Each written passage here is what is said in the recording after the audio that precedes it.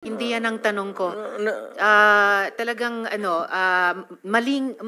napaka hindi magandang impression po ng mga statements kanina. Kaya I appreciate the candor of Yusek Kuy at pati kanina ni General Danao Look, ma'am, about it. may I Salamat kayo, Mr. interrupt Chair. you? I'm done, Mr. Chair, for now. Kindly. Go ahead, sir. Itong mga to, ma'am, galing ito ng mga sa Academy PMA. Hindi ito mga bubo. Hindi rin ito papayag na utusan mo ng illegal. Doon yan sa Academy nila, sa PMA, they are from there to, yung ano talaga yung batas. Kaya pag inutusan mo yan, sabihin mo, patayin mo, sabihin, sir, mukhang hindi pwede yan, sir. I tried. Ako mismo, I tried. Ako, marami akong patay mo, sir. Kulong mo na lang natin, sir. Total. Sabi ko siya, siguraduhin mo lang na hindi ma-release. Kasi gagawa ng kalukuhan yan uli. And they will mag-hold up na naman yan.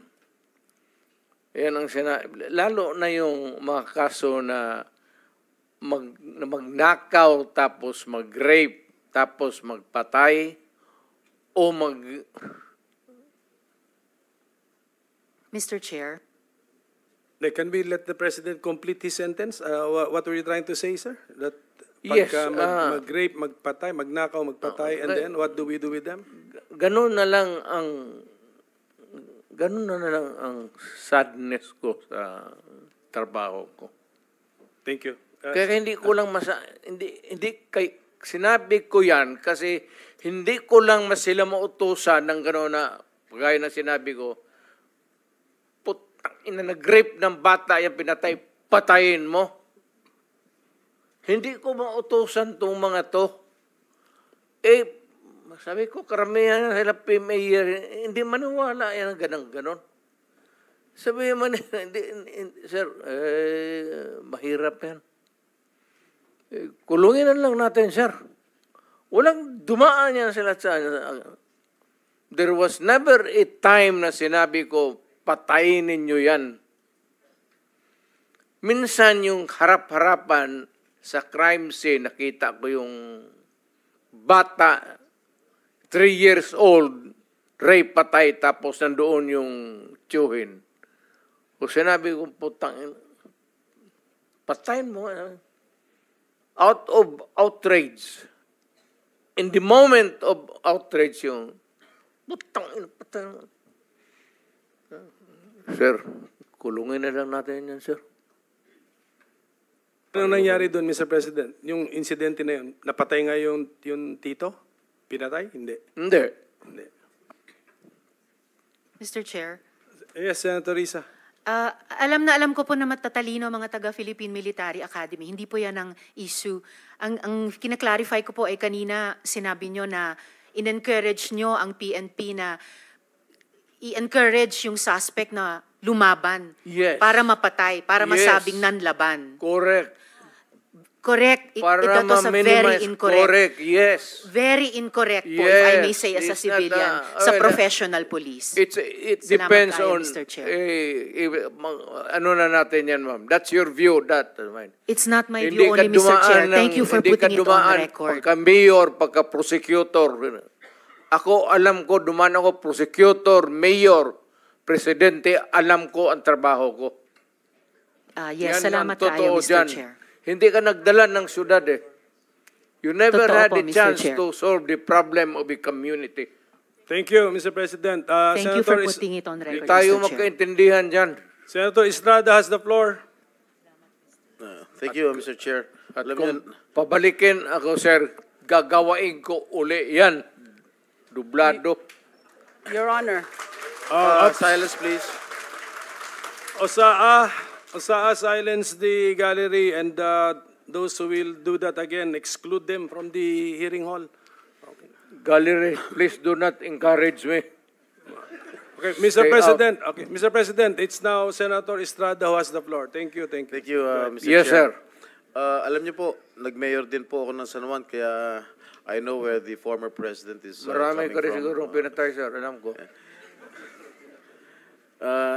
Mr. Chair, Mr. President, bibigyan ho namin kayo ng pagkakataon to air your side dahil nung napanood ko po yung mga revelations ng mga resource persons sa Quad Committee sa House of Representatives. Marami po mga revelations po ang mga naglabasan, katulad po ng kay Colonel Garma. Ang sabi po niya, she received a call from you sometime in May 2016. Can you confirm this, Mr. President? Ay, hindi ako tumatawag ng pulis. Bahay? Yung sabi niya doon sa bahay? Hindi ko pinapupunta ng... Before you assumed the presidency, you were still president-elect at the time. Sabi niya May 2016. So I presume you were still president-elect, Mr. President. I do not remember Calling her. calling her. And for what? Yung presidente ako, nandyan na yung lahat nasa akin na ang... Ang sabi po kasi niya dun sa kanyang revelation dun sa Quad Committee, nagpapahanap din po kayo ng isang police officer na miyembro ng INC. Tama po ba ito? Yun po ang sinabi ni Colonel Garma ron sa Quadcom, sa House of Representatives, yun ang Pangulo. I hate to say this, but nagsisinungaling yung gagang yan. Bakit ako mamili ng Iglesia ni Cristo? Di, yung mga aglipay, pati isali ko na lang. Yung Mormons. Why would I zero in sa Iglesia ni Cristo? For what reason? Yun po ang sinabi ni... Kaya, sir, Opo. I am just trying to in-explain ko kung bakit ako magpatawag ng Iglesia ni Cristo. Di, ipatawag ko na lang yung Mormons, pati yung aglipay. Trabaho nila yan, sir. Ako, Mayor Presidente. Wala akong pakialam kung anong relihiyon ninyo.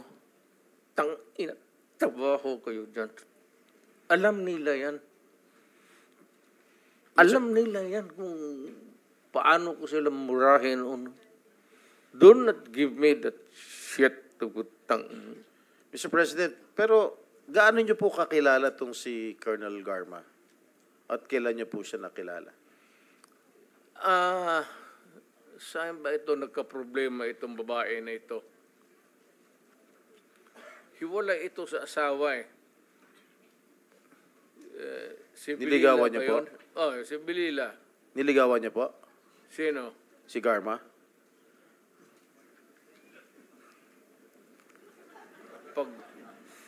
Kung wala na siguro akong ibang makita siya. Hindi, sir. Ganito naman. Hindi ko naman inaano. But, alam mo kasi, pag tao ko, alam nila yan. Parang close mo talaga. Kasi, ganun ako magtrato dito sa pulis eh. Ito sila, sir, mabutit nandito kasi puro dumaan ito sila sa akin. Ganun talaga ako Pero bakit ho siya nagsasalita ng nagbibigay po ng revelation doon sa Quadcom na sinasabi nyo hindi po totoo na tinawagan nyo po siya noong May of 2016 at nagpapahanap po kayo ng isang police officer na miyembro ng INC? Hanggang ngayon, sir, it's a mystery to me.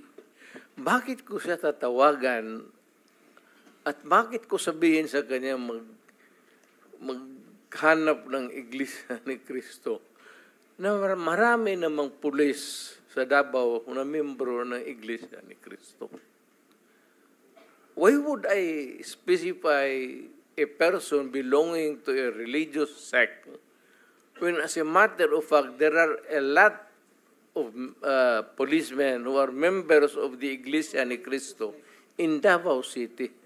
What would be the point of asking for a special person?